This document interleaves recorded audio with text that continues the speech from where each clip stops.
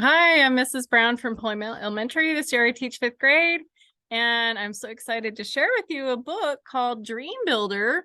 It's a story of an architect named Philip Freelon. Author of this book is Starling Lyons.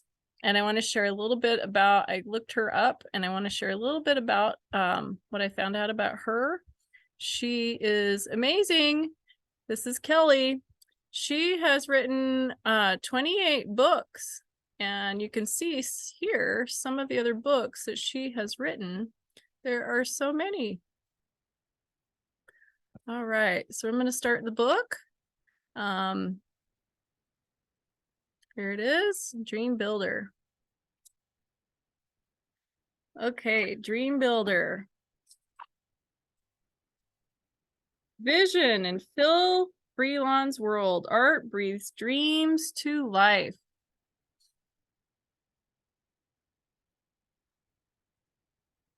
Everywhere he looks around his Philadelphia home, paintings and drawings greet him from the walls. Phil listens to his parents discuss artists at the dinner table. He watches his big sister splatter canvases with creativity. He plays basketball with his buddies and carries a sketchbook around his neighborhood. Buildings, roses, people passing on the street. Phil sees them all and draws clear and strong. But at school, what Phil sees is out of focus. Letters on the page don't spring to life as words. His mom, a teacher, tries her best to help him. Man. What does it say? She asks. Phil lowers his head and his heart sinks. His big brother and sister are great students. His dad is a successful businessman. Why can't he see how to read?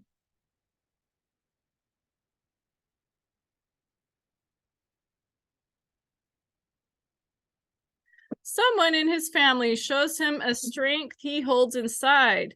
His pop-pop, Alan Randall Freelon, is an educator at Harlem Renaissance painter.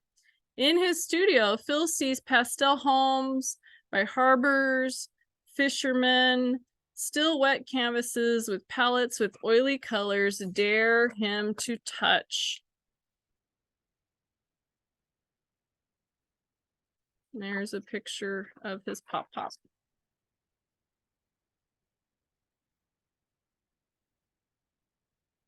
One day, the two of them walk through the woods.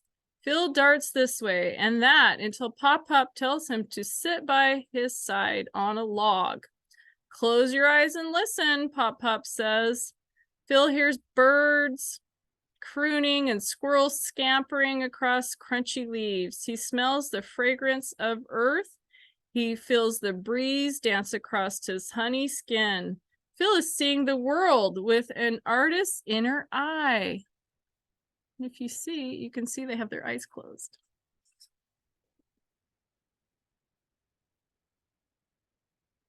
Foundation. As Phil grows older, his special sight deepens. His thoughts have color, shape, and form. Math and science fill him up like art. Phil can see strings of numbers and formulas in his mind. Reading takes longer to master. His mom and sister recite Shakespeare for fun, but Phil freezes when called to read aloud in class. He struggles to find joy in books until he realizes that words can create images too. In time, those story portraits show him new worlds just like art. Phil explores different media. He doesn't just draw, he writes essays and poems. He can see the shape of a car inside a block of balsa wood. He builds using his senses to create. When his father gifts him models after business trips, Phil spreads pieces of battleships, cars, and planes out like a puzzle. He doesn't need directions to know where each piece should go. Soon his paintings, sculptures, and models begin to reflect the times. He carves African mask from bars of ivory soap. Black is beautiful. Say it loud. I'm black and I'm proud. They're not just mottos, they're beliefs that live in him.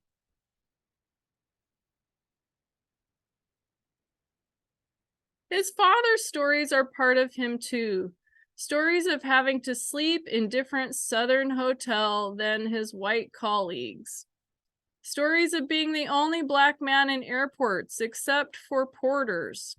Stories of being mistaken for an athlete instead of a businessman. In his proud black neighborhood, Phil sees people who never make the news. His neighbors are doctors, suit and tie-wearing detectives. Teachers, friends learn to play concert piano.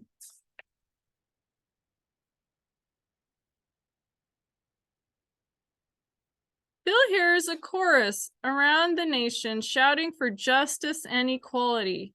When his father is at the march on Washington, Phil watches the TV and feels like he's there with his dad, soaking in Dr. King's dream.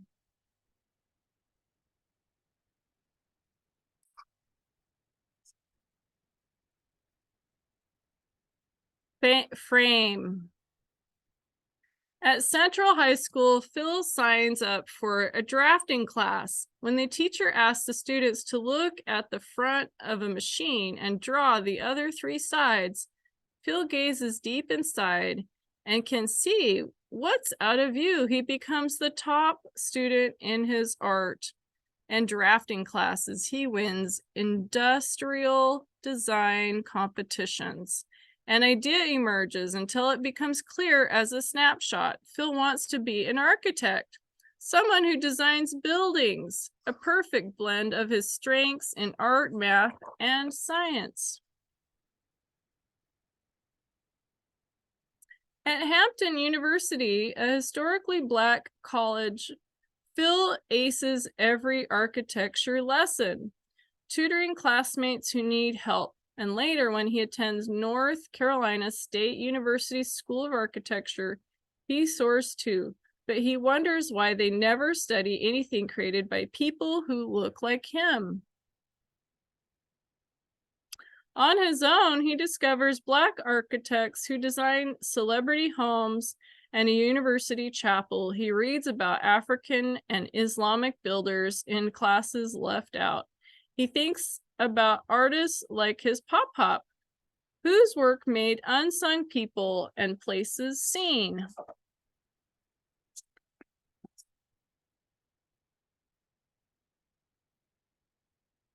One summer, while Phil's still a student, he takes the lead in designing a solar greenhouse in Virginia. As the structure grows and glistens, a dream begins to take shape. Phil wants to make the world better through what he creates.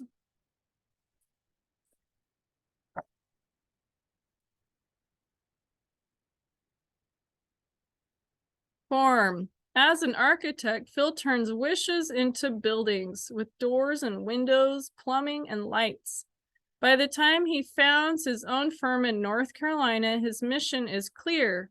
He will not design prisons or casinos.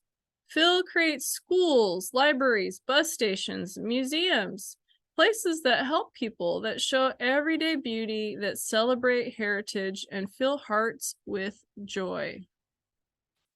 And here's some of the things that he designed.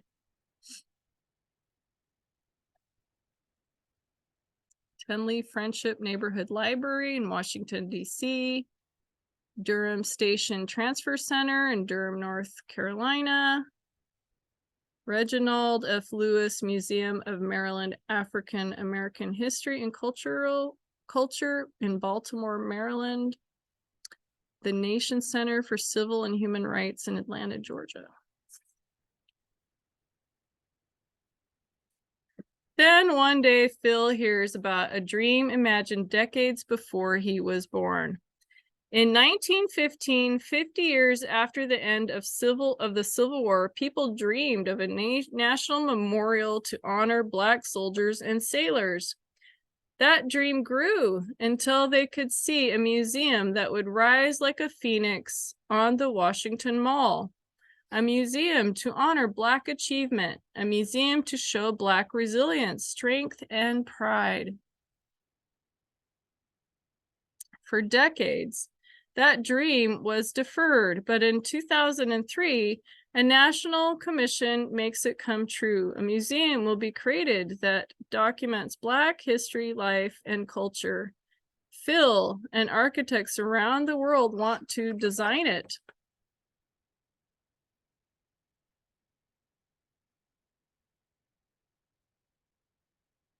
Dream. Years later, the commission chooses Phil and architect Max Bond to create a preliminary master plan. 4 months they work together, making a guide to future spaces and exhibits.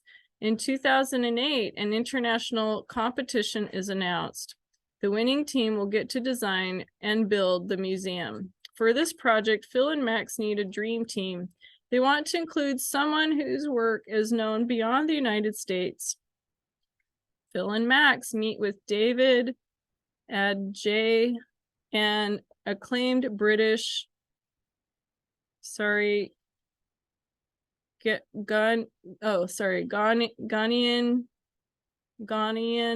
architect. As the men talk, they watch one another's body language. Can they unite?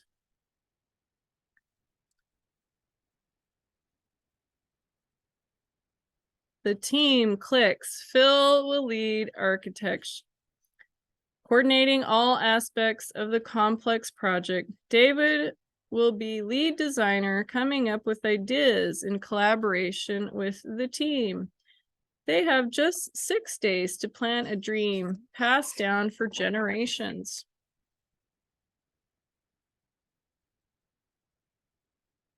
They huddle around tables, talk on phones for hours, send countless emails, and dig deep.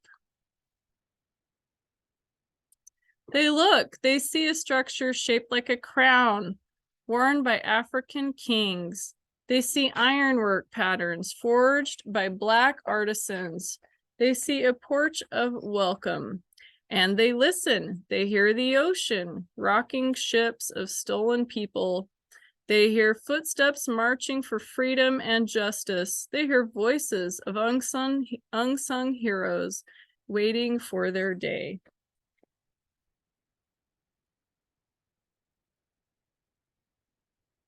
In front of the judges for a competition, Phil tells the story of the dream they want to build. He feels Pop, his father and mother, his family with him. His models stand proudly. His word pictures light up the room. Soon, Phil hears the word that makes his heart sing. Yes! Their next mission is to get the museum open before Barack Obama, the first Black president, leaves office.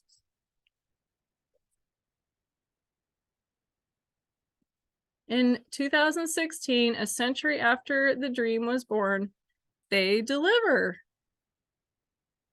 And there's a picture of the building.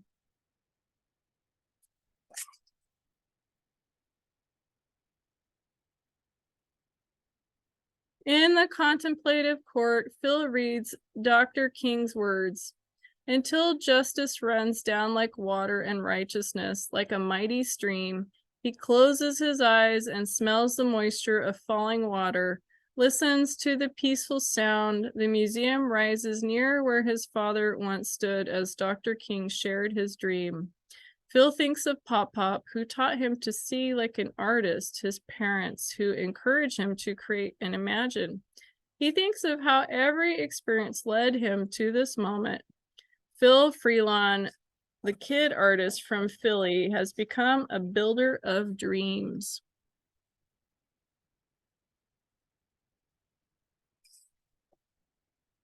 We are determined to work and fight until justice runs down like water and righteousness like a mighty stream. Martin Luther King Jr., 1955. All right. The end of the story has a little bit at the end, and you can see the building there with him in the picture. And this is his family. There's a picture of him. Okay. Growing up, I didn't know any architects. I was drawn to the arts, and the talent that I displayed as a child was encouraged and nurtured by my family. When I discovered architecture in high school, I realized that art and creativity could be used to create buildings. Over time, I learned about the achievements of African-American architects, including Julian Abel and Paul Revere Williams. I was inspired. Coming of age during the height of the civil rights movement, I felt compelled to contribute in some way to the struggle for justice. As my career as an architect evolved, I continually saw opportunities to bring my design skills into alignment with my desire to make positive contributions to my community and beyond.